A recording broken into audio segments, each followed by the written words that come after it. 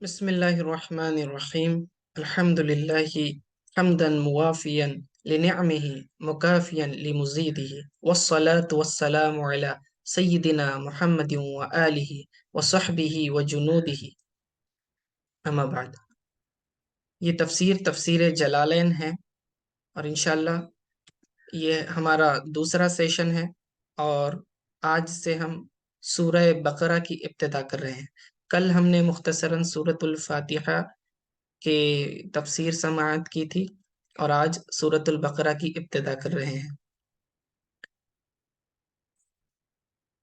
اس تفسیر کے تعلق سے میں نے جیسے بتایا تھا کہ ابتداً علامہ جلال الدین محلی شافعی رحمہم اللہ نے اس کی تفسیر لکھنا شروع کی تھی۔ سورۃ البقرہ سے لے کر سورہ اسراء تک انہوں نے لکھی، لیکن اس کے بعد وہ مکمل نہیں کر سکے، اور پھر اس کے بعد علامہ جلال الدین سیوطی رحمۃ اللہ تعالیٰ نے اس کو کنٹینیو کیا تھا۔ اب دیکھیں سورۃ البقرہ، یہ سورت جو ہے یہ نازل ہوئی ہے سورۃ المطففین کے بعد۔ نزول کے اعتبار سے 30ویں پارے میں جو آپ سورت دیکھتے ہیں سورہ مطففین، اس کے بعد یہ سورۃ البقرہ نازل ہوئی تھی۔ اور سورۃ البقرہ یہ مدنی سورت ہے۔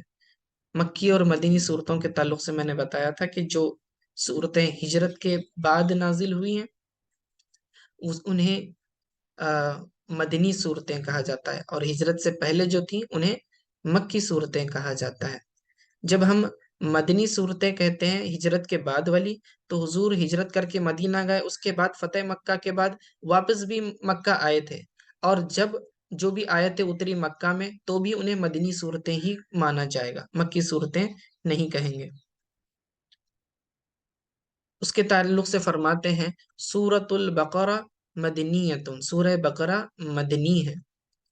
مئتانی و ستہ او سبع و ثمانون آیہ، اس کی آیتوں کے تعلق سے کہہ رہے ہیں کہ یہ کل جو ہیں 286 یا 287 آیتیں ہیں۔ یعنی بعض علماء کے نزدیک سورۃ بسم اللہ الرحمن الرحیم کو ایک ہر سورت کی سیپریٹ آیت تصور کیا جاتا ہے، تو اس اعتبار سے ایک آیت بڑھ جاتی ہے تو 287 ہو جاتے ہیں، ورنہ 286 ہی رہے گی۔ اب پہلی آیت دیکھیں، بسم اللہ الرحمن الرحیم، الف لام میم، اللہ اعلم بمرادہ بذلک۔ ٹھیک ہے، اب اس کی تفسیر کرنا شروع کر رہے ہیں۔ الف لام میم، اللہ عالم یعنی اللہ ہی بہتر جانتا ہے، بمرادہ بذلک یعنی اس کی کیا مراد ہے، اس کی مراد اللہ ہی بہتر جانتا ہے۔ یہ مشہور قول کے مطابق ہے۔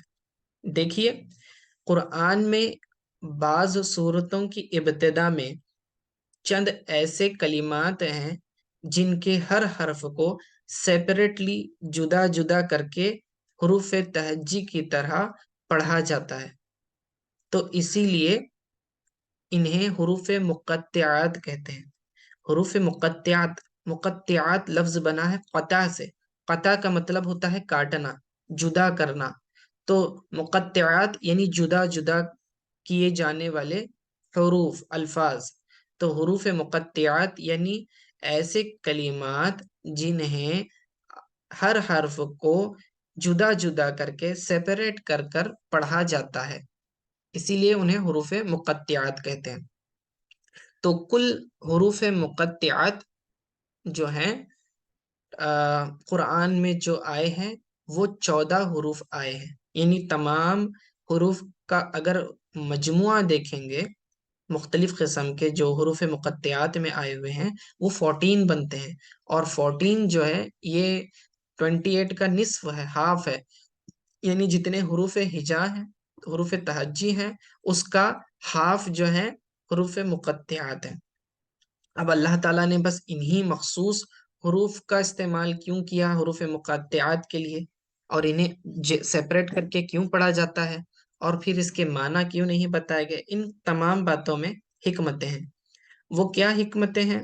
دیکھیے، پہلی تو بات سمجھنے والی یہ ہے حروف مقطعات کے تعلق سے کہ اللہ تعالیٰ نے بندوں حضور علیہ الصلوۃ والسلام پر جو قرآن پاک نازل کیا، اس کا تمام علم یہ حضور پاک صلی اللہ علیہ وآلہ وسلم کو دیا ہوا ہے۔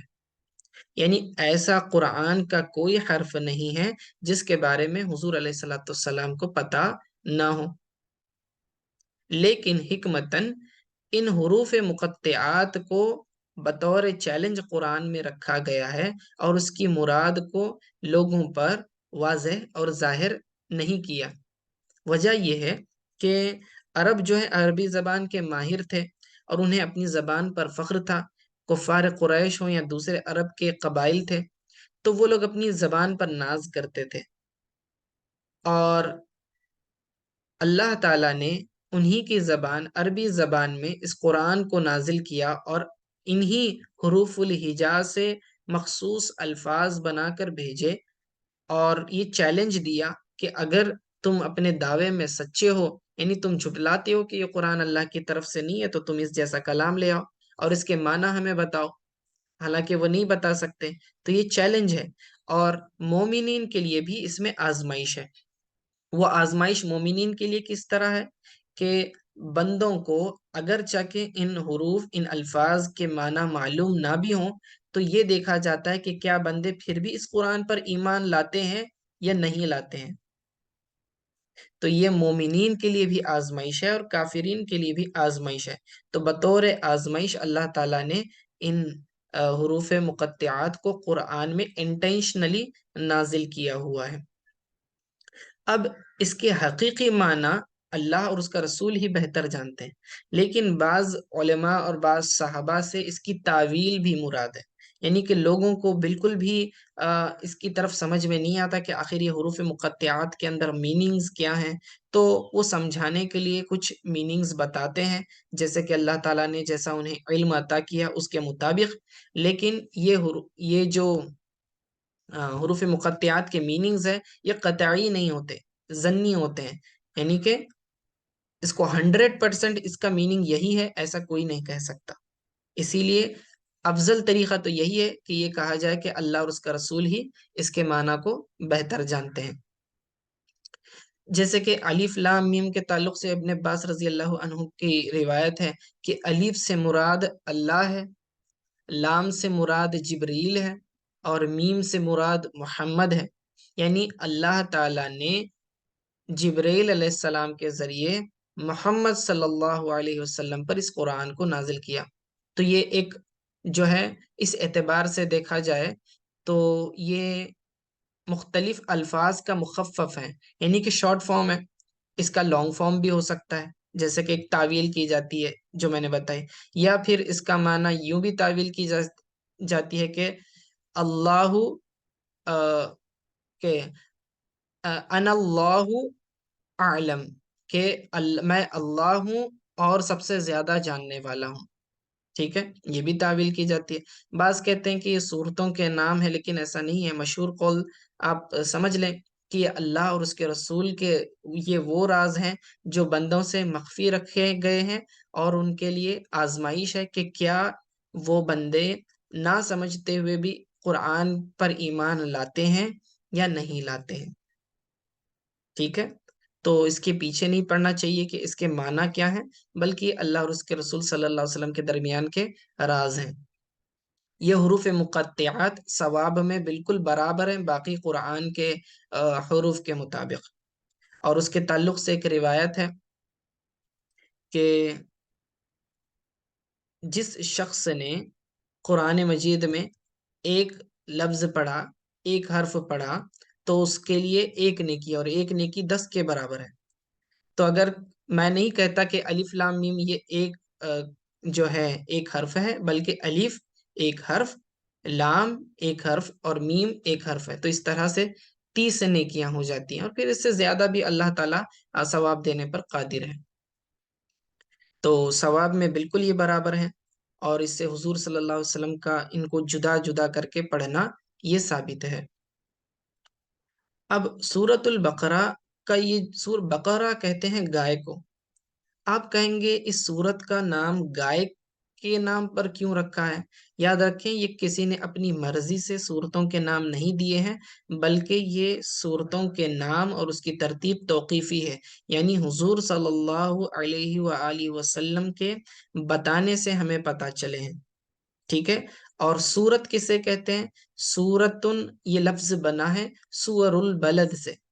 سور البلد کا مطلب کہ فصیل، باؤنڈری، جو شہر کے اطراف میں جو فصیل جو باؤنڈری بنائی جاتی ہے، جو دیوار کھینچی جاتی ہے اطراف میں، تو اسے سور کہتے ہیں، سور البلد، ٹھیک ہے؟ شہر کی فصیل۔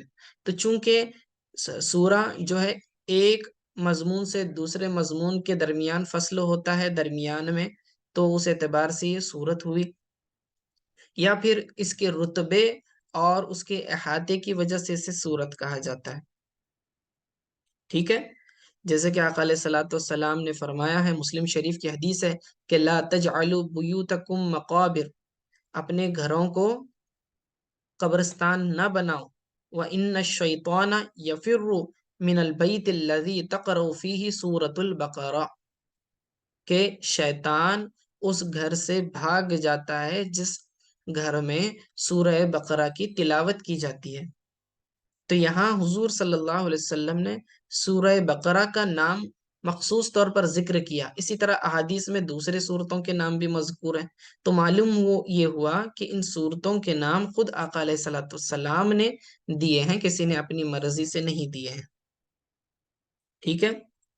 اور حروف مقطعات کے تعلق سے جیسے کہ میں نے بتایا کہ یہ اللہ اور اس کے رسول صلی اللہ علیہ وسلم کے راز ہیں، اور بندوں پر اس کے معنی کو مخفی رکھا گیا ہے۔ اب حضور صلی اللہ علیہ وسلم کو اس کا علم تھا یا نہیں تھا؟ تو بالکل تھا، جیسے کہ ایک روایت میں آتا ہے کہ حضرت جبرائیل علیہ السلام جب قرآن لے کر نازل ہوئے اور حضور صلی اللہ علیہ وسلم سے کہا کہ آپ پڑھیے کاف، آپ نے کہا میں سمجھ گیا، میں جان گیا، علم تو۔ پھر اس کے بعد جبرائیل علیہ السلام نے کہا ہاں، حضور علیہ السلام نے فرمایا علم تو، میں جان گیا، کاف ہا، پھر اسی طرح سے یا عین صاد۔ تو جب جب ایک ایک حرف جبرائیل علیہ السلام کہتے جاتے تھے، حضور کہتے کہ ہاں میں جان گیا، اس کے معنی کو میں سمجھ گیا۔ تو جبرائیل علیہ السلام کہتے کہ آپ اس کے معنی کو کیسے سمجھے جبکہ میں خود بھی نہیں سمجھا، مجھے بھی نہیں پتا اس کا کیا معنی ہے۔ تو یہ جبریل علیہ الصلوۃ والسلام پر بھی اس راز کو مخفی رکھا گیا، جو کہ خود قرآن کو لے کر نازل ہو رہے ہیں، لیکن اللہ تعالیٰ نے اس کا علم حضور علیہ الصلوۃ والسلام کو دے دیا تھا۔ اور یہ جو ہے بعض کہتے ہیں حضرت علی رضی اللہ تعالیٰ عنہ وغیرہ سے منقول ہے کہ یہ صورتوں کے یہ اللہ تعالیٰ کے نام بھی ہو سکتے ہیں، یعنی جیسے کہ کاف ہا یا عین صاد کہا، یہ اللہ تعالیٰ کے نام ہو سکتے ہیں، اس میں اعظم ہو سکتے ہیں، کیونکہ حضرت علی رضی اللہ تعالیٰ عنہ جو ہے دعا فرماتے تو یوں کہتے یا کاف ہا یا عین صاد یا حامیم عین سین قاف اغزی عنی الحاجہ، کہ اے کاف ہا یا عین صاد حامیم عین سین قاف ہماری حاجت کو پورا فرما، بلکہ اس طرح سے دعا کیا کرتے تھے۔ تو ان ناموں کو جس طرح سے ہم کہتے ہیں نا اے اللہ ہماری دعا کو تو قبول فرما، اے اللہ ہماری ضرورت کو تو پورا فرما، اسی طرح وہ کاف ہا یا عین صاد کو جو ہے حروف ندا کے ساتھ پکارا کرتے تھے۔ تو اس سے یہ بھی مراد ہو سکتا ہے کہ یہ اللہ تعالیٰ کے نام بھی ہوں، اللہ تعالیٰ کے وہ نام ہوں جو ہم نہیں جانتے، ٹھیک ہے؟ تو اس کے بہرکیف کئی اس کے اقوال ہیں، مفسرین نے اس پر کلام کیا ہوا ہے، لیکن ہمارے لیے جاننا صرف اتنا ضروری ہے کہ یہ اللہ اور اس کے رسول صلی اللہ علیہ وسلم ہی حقیقی میننگ جانتے ہیں، اس کے معنی کو قرے دینے کی ضرورت بالکل بھی نہیں ہے، ٹھیک ہے؟ اسی لیے صاحب جلالین نے کہا اللہ اعلم بمرادہ بذلک، اس کی مراد کیا ہے وہ اللہ ہی بہتر جانتا ہے، ٹھیک ہے؟ اب دوسری آیت دیکھیں، دوسری آیت شروع ہو رہی ہے ذالک الکتاب لا ریب فیہ، ذالک ای ھذا، ٹھیک ہے؟ یہ ای کا مطلب ہوتا ہے یعنی، مینز، جب ہم کہتے ہیں نا اس کا مطلب یہ ہے which means، انگلش میں کہتے ہیں which means، تو عربی میں ہم کہیں گے ای ھذا which means this، ٹھیک ہے؟ ھذا یعنی this، اب ذالک الکتاب کہا، ہاذل کتاب کیوں نہیں کہا؟ ہاذا کا مطلب ہوتا ہے یہ کتاب، ذالکہ کا مطلب ہے وہ کتاب، ٹھیک ہے؟ تو ذالک الکتاب لا ریب فیہ، یعنی وہ کتاب اس میں کوئی شک نہیں ہے۔ اب وہ کتاب کیوں کریں جبکہ قرآن تو ہمارے پاس ہے، تو حاضل کتاب کہنا چاہیے تھا۔ تو یہاں یہ حاضہ کی جگہ ذالکہ جو استعمال کیا گیا ہے، یہ اس کے مرتبے کو، اس کی تعظیم کو بتانے کے لیے استعمال ہوا نا، یعنی یہ وہ عظیم کتاب ہے، ایسے کہا جا رہا ہے یہ وہ عظیم کتاب ہے، ذالک الکتاب، یہ وہ عظمت والی کتاب ہے۔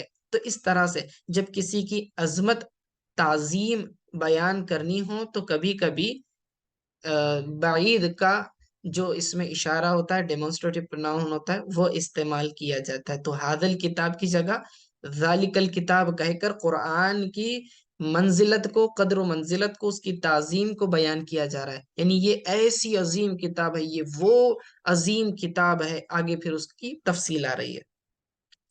الکتاب سے مراد یہ قرآن ہے، کوئی دوسری کتاب مراد نہیں ہے، ٹھیک ہے؟ تو الکتاب کی تفسیر انہوں نے کیا کہا؟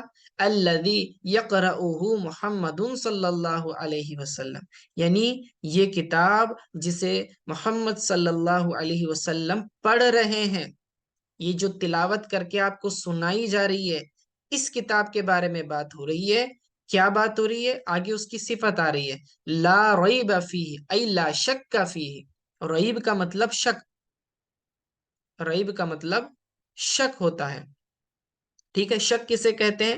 یعنی جس آدمی کو یقین نہ ہو، اس کے دل میں تردد ہو، اس کے اندر کچھ ڈاؤٹ ہو، کنفیوژن ہو، یعنی پوری طرح سے اس چیز کو وہ تسلیم نہ کرتا ہو، تو اسے ریب کہتے ہیں۔ جیسے کہ حدیث پاک میں یہ لفظ استعمال ہوا ہے، سنن ترمذی کی ہے ایک حدیث ہے کہ دع ما یریبک الی ما لا یریبک، یعنی جو چیزیں تمہیں تردد میں ڈال دیں، شک میں ڈال دیں، انہیں چھوڑ دو، اور جو چیزیں تم کو شک میں نہ ڈالیں انہیں کر گزرو، ٹھیک ہے؟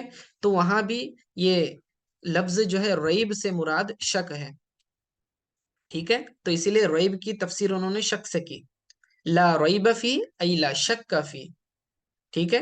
اس میں کوئی ریب نہیں، یعنی اس میں کوئی شک نہیں۔ فی ہی یعنی اس میں یعنی اس قرآن میں، اس میں شک نہیں۔ کس بات میں شک نہیں؟ کیا اعتبار سے شک نہیں؟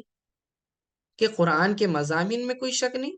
یہ کہنا چاہ رہے ہیں کہ قرآن میں کوئی شک نہیں ہے کہ انہ من عند اللہ، کہ اس بات میں کوئی شک نہیں ہے کہ یہ اللہ تعالیٰ کی طرف سے نازل کی گئی کتاب ہے۔ تو دیکھیں ترجمہ کیسے ہو رہا ہے، ذالک الکتاب، یہ وہ عظیم کتاب ہے، لا ریب فیہ، اس میں کوئی شک نہیں ہے کہ یہ اللہ تعالیٰ کی طرف سے نازل شدہ ہے، ٹھیک ہے؟ انہ من عند اللہ، وجملۃ النفی خبر مبتدأہ ذالک والاشارۃ بہ للتعظیم، اسی کو سمجھا رہے ہیں کہ یہاں پر یہ جملہ نافیہ لایا گیا، یہ جو نفی والا جو جملہ لایا گیا لا ریب فیہ، یہ خبر ہے، اور اس کا مبتدا، اس کا سبجیکٹ کون ہے؟ یہ پریڈیکیٹ ہے، اور اس کا سبجیکٹ ذالکہ ہے، ذالک الکتاب جو کہا، تو ذالکہ اس کا کیا ہے؟ سبجیکٹ ہے۔ جب ہم گرامر میں اور تفصیل سے پڑھیں گے نومینل سینٹنس میں، کہ نومینل سینٹنس کے دو پارٹ ہوتے ہیں، سبجیکٹ اینڈ پریڈیکیٹ، مبتدا اور خبر، تو یہاں پر مبتدا ذالکہ ہے اور اس کی خبر لا ریب فیہ ہے، ٹھیک ہے؟ وہ بتا رہے ہیں۔ اور یہاں جو اس میں اشارہ ذالکہ استعمال کیا گیا، یہ تعظیم کے لیے فرمایا، والاشارۃ بہ للتعظیم، ٹھیک ہے؟ یعنی انما استعمل لفظ ذالکہ الموضوع للبعید للتعظیم، کہ ذالکہ جو اس میں اشارہ ہے کسی چیز کی تعظیم کو بتلانے کے لیے بھی استعمال ہوتا ہے، صرف دوری کو بتلانے کے لیے استعمال نہیں ہونا ضروری نہیں ہے۔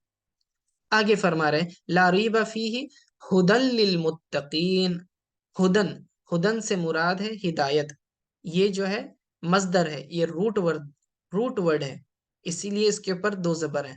ہدل للمتقین، یہ ہدایت ہے متقین کے لیے. ٹھیک ہے. اب یہ دوسری خبر ہے کتاب کی. تو یہاں دو صفتیں بیان کی گئی ہیں قرآن کے بارے میں. پہلی تو یہ کہ یہ وہ کتاب ہے جس میں کوئی شک نہیں ہے، کوئی شک نہیں ہے کہ اللہ تعالیٰ کی طرف سے نازل کی گئی. پہلی بات یہ کہی گئی. دوسری بات کہی جا رہی ہے ہدل للمتقین، یعنی یہ ایک ایسی کتاب ہے جس سے متقین کو ہدایت ملتی ہے، اللہ سے ڈرنے والے لوگوں کو اس سے ہدایت ملتی ہے. تو دو باتیں بیان کی گئی، دو خبریں ہیں اس کے تعلق سے. خبر ثانٍ ای ہاد. ٹھیک ہے. تو یہاں خبر ثانٍ سے مراد یہ دوسری خبر ہے. پہلی خبر قرآن کے تعلق سے کیا کہا کہ اس میں کوئی شک نہیں. دوسری خبر فرمایا کہ اس میں ہدایت ہے. ٹھیک ہے. یہ دو خبریں بیان کی گئی.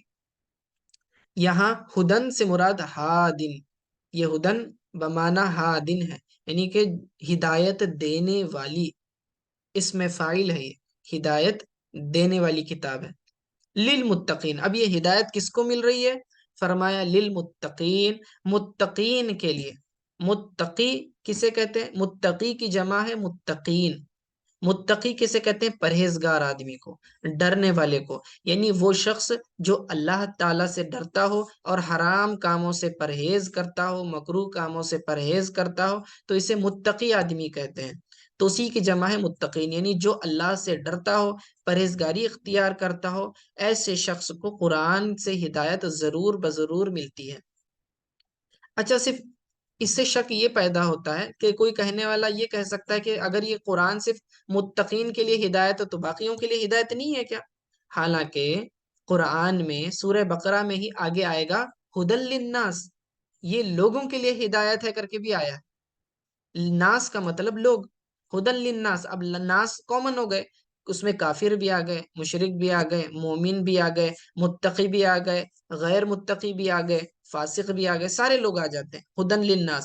تو کہیں قرآن میں یہ بھی کہا گیا کہ قرآن جو ہے لوگوں کے لیے ہدایت ہے، اور یہاں کہہ رہے ہیں کہ متقین کے لیے ہدایت ہے. ایسا کیوں؟ تو اس کا معنی یہ ہے کہ ہدایت تو سب کے لیے اویلیبلٹی کے حساب سے سب کے لیے ہے، لیکن اس سے حقیقی بینیفٹ صرف متقین اٹھاتے ہیں. ایکچوئل بینیفٹ صرف متقین کو ملتا ہے، اسی لیے تخصیص کے ساتھ، خصوصیت کے ساتھ متقین کا ذکر کیا. ٹھیک ہے. اب یہاں پر ہدایت کا خاص طور سے ذکر کیا متقین کے لیے. کیا بات ہے؟ اگر ہم پچھلے سورت کے ساتھ اس کو جوڑیں تو ہمیں پتا چلے گا کہ پچھلی سورت، سورت الفاتحہ میں بندے نے سوال کیا، اے اللہ ہمیں سیدھا راستہ دکھا، ہدایت والا راستہ دے. اہدنا الصراط المستقیم، اے اللہ ہدایت والے راستے پر چلا. ٹھیک ہے. تو بندے نے ادھر سوال کیا تو اللہ تعالیٰ نے اس کا جواب عنایت فرماتے ہوئے فرمایا کہ جس ہدایت کو تم طلب کر رہے ہو وہ اس کتاب میں موجود ہے، اور وہ ہدایت تمہیں پرہیزگاری سے حاصل ہو سکتی ہے. تو اللہ نے ہمارے سوال کا جواب دے دیا ہے کہ فرمایا ذالک الکتاب لا ریب فیہ ھدی للمتقین، یہ ہدایت ہے اللہ سے ڈرنے والوں کے لیے. تو متقین سے مراد جو ہے کیا کہتے ہیں، آگے تفسیر کہہ رہے ہیں الصائرین الی التقوی بامتثال الاوامر واجتناب النواہی لاتقائہم بذلک النار. ٹھیک ہے. تو ڈرنا کیسا ہے؟ ڈرنا تو ڈرنے کی تفسیر کر رہے ہیں کہ متقی کا مطلب ہوتا ہے کہ تقوی کی طرف جانے والا، صائرین الی التقوی، تقوی کی راہ اختیار کرنے والا. ضروری نہیں کہ آدمی پہلے سے ہی متقی ہو، کیونکہ اگر پہلے سے متقی ہو تو ہدایت والا ہوگا، ہدایت والا ہوگا تو پھر دوبارہ ہدایت کی کیا معنی ہے نا. تو جو شخص ہدایت کا طلبگار ہو، ہدایت کو پانا چاہتا ہو، ٹھیک ہے، اور تقوی کو اختیار کرنا چاہتا ہو، تو اس تقوی کی راہ پر چلنے والا متقین میں ہی شمار ہوگا. ٹھیک ہے. اور کس طرح سے؟ فرمایا بامتثال الاوامر، یعنی کہ اللہ تعالیٰ نے جن چیزوں کا حکم دیا اسے کرے، واجتناب النواہی، اور جن چیزوں سے منع کیا ہے اس سے اجتناب کرے، یعنی اس سے بچے، اور اس کے ذریعے جہنم کی آگ سے بچ جائے. ٹھیک ہے. تو اسے متقین کہیں گے. ٹھیک ہے. اب یہاں سے آگے جو ہے متقین کی صفات کو بیان کیا جا رہا ہے کہ متقین کسے کہتے ہیں، متقین کے اندر کون کون سے ایٹریبیوٹس، کوالٹیز پائی جاتی ہیں۔ تو یہاں سے الذین یؤمنون بالغیب سے جو ہے متقین کی تفصیل شروع ہو رہی ہے کہ متقی لوگ کیسے ہوتے ہیں۔ تو یہیں پر ہم ہمارے درس کا اختتام کرتے ہیں۔ امید ہے اللہ تعالی ہماری کہنے میں، سننے میں، سمجھنے میں جو کچھ بھی غلطی ہوئی اسے معاف فرمائے، اور جو کچھ صحیح بیان کیا اسے اپنی بارگاہ میں قبول فرمائے۔ وصلی اللہ تعالی علی خیر خلقہ محمد وآلہ وصحبہ اجمعین برحمتک یا ارحم الراحمین۔ آمین۔